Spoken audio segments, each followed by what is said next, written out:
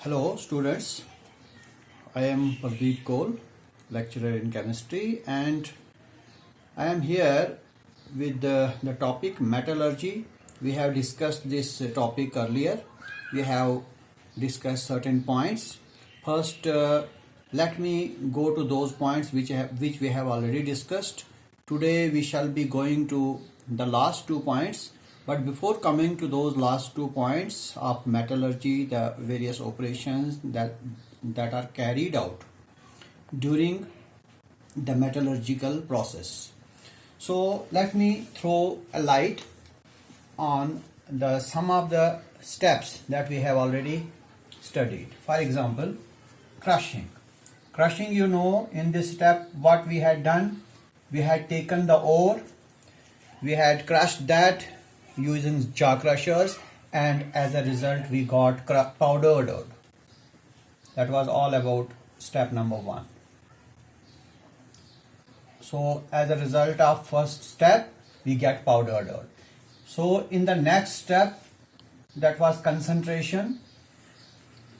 The ore was concentrated by various methods depending upon the nature of ore, the nature of metal, and the nature of impurity that it contained. Depending upon that, we had concentrated the powdered ore, and as a result of second step we had got concentrated ore.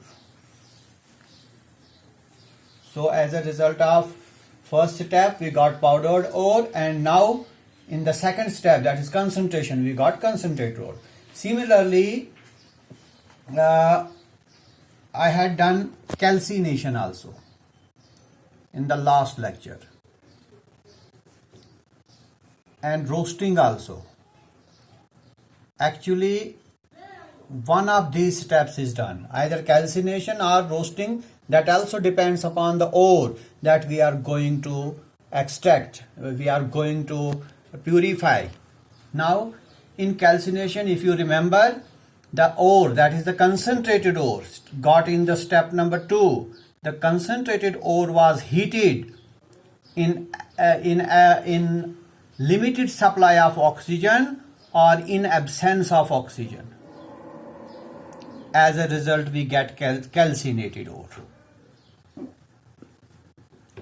Now what about roasting? If you remember, in roasting the concentrated ore was heated in excess of air, not in absence of air, or not in limited supply of air, and as a result what we got an ore known as roasted ore.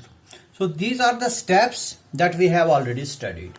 Today we will be moving further, that is in step 3 or 4 we get calcinated ore in step number 3, and here we get roasted ore. So one of these ores, either calcinated ore or roasted ore, that is subjected to step number 5. And what is step number 5? That is our today's topic, 2 steps, that is extraction of metal. Extraction of metal from which ore? From calcinated ore or from roasted ore. Now extraction of metal from those ores, that is calcinated or those roasted ore. Actually the calcinated ore or the roasted ore that contains impurities, those impurities are to be removed by this method. Now how these impurities that are present in the calcinated or the roasted ore removed? They are removed by a process known as reduction. So extraction of the metal is done by reduction of the calcinated ore, or by reduction of the roasted ore. Now various steps, various techniques are adopted for reduction. For example, number 1, we can do this process with reducing the calcinated or roasted ore with carbon or carbon monoxide, one of these two. For example, let me take an example. In this method what we do reduction of which ores? Mostly oxide ores. For example, this is an ore of zinc. This can be reduced to zinc. How? By treating it with carbon. This is also called smelting. This is also known as smelting. Now what happens here? Zinc gets reduced, zinc oxide gets reduced to zinc, and we get carbon monoxide. So zinc, we get zinc. This is zinc that we wanted to get. Now similarly, we can take any other ore other than this. For example, this is an ore of lead. Here we can get lead plus carbon monoxide, or we can get any other oxide ore. For example, this is oxide ore of iron. Now if this is reduced with carbon, we get iron. That is, iron oxide is reduced to iron and carbon monoxide. So these are some ways. This is one of the method of reduction. We can reduce by another method also. For example, reduction with hydrogen.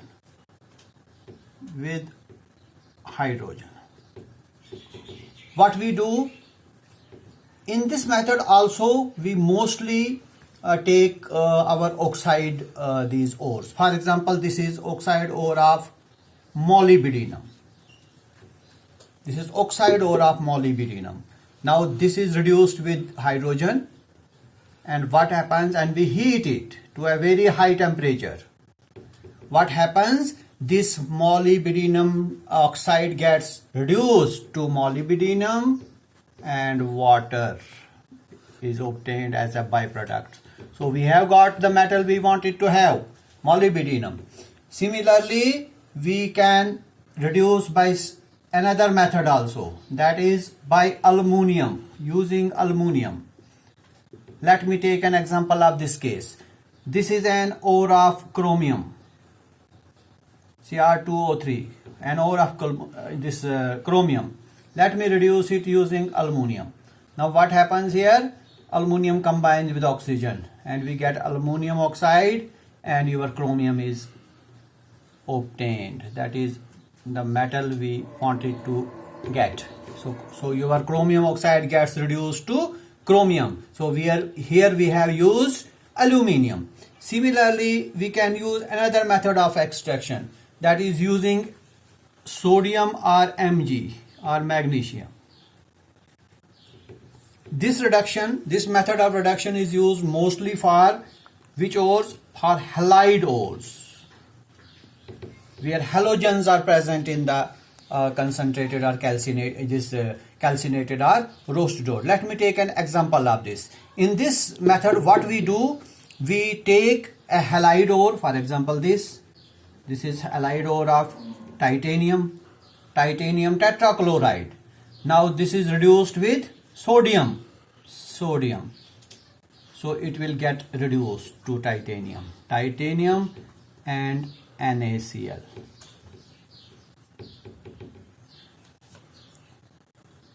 Yes, so we have got titanium again here. Similarly, we can use another method of reduction using water gas. Now first let me tell you what is water gas. Water gas is a mixture of carbon monoxide and water, carbon monoxide and hydrogen. Mixture of these two gases is known as water gas. So we can make use of water gas for the purpose of reduction. For example, this is an ore of nickel oxide. Let me make use of water gas, that is carbon monoxide plus hydrogen. As a result, this gets reduced to nickel, and we get two more products, carbon dioxide and water also. So again we have got nickel.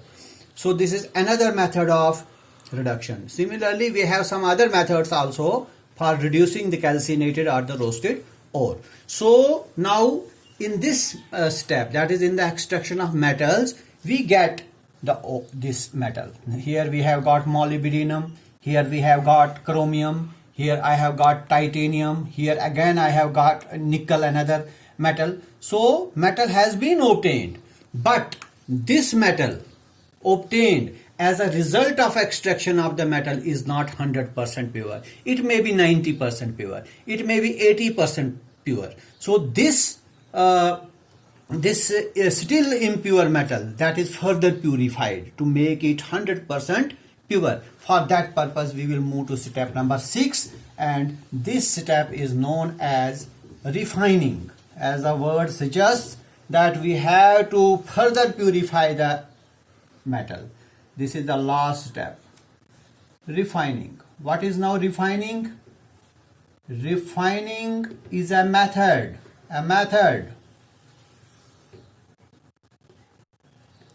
of purifying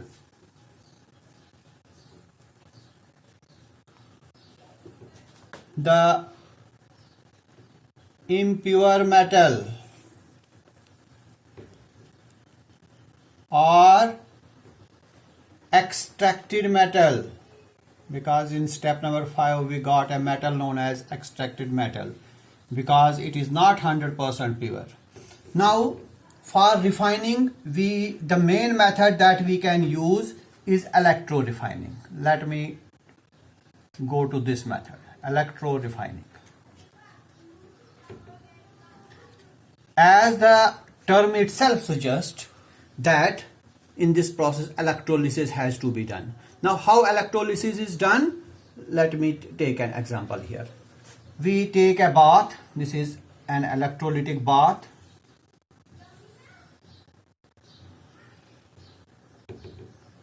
Now electrodes are dipped in this bath. This is one electrode. This electrode is made up of which? The metal which we got in step number 5, which is impure, that is impure metal.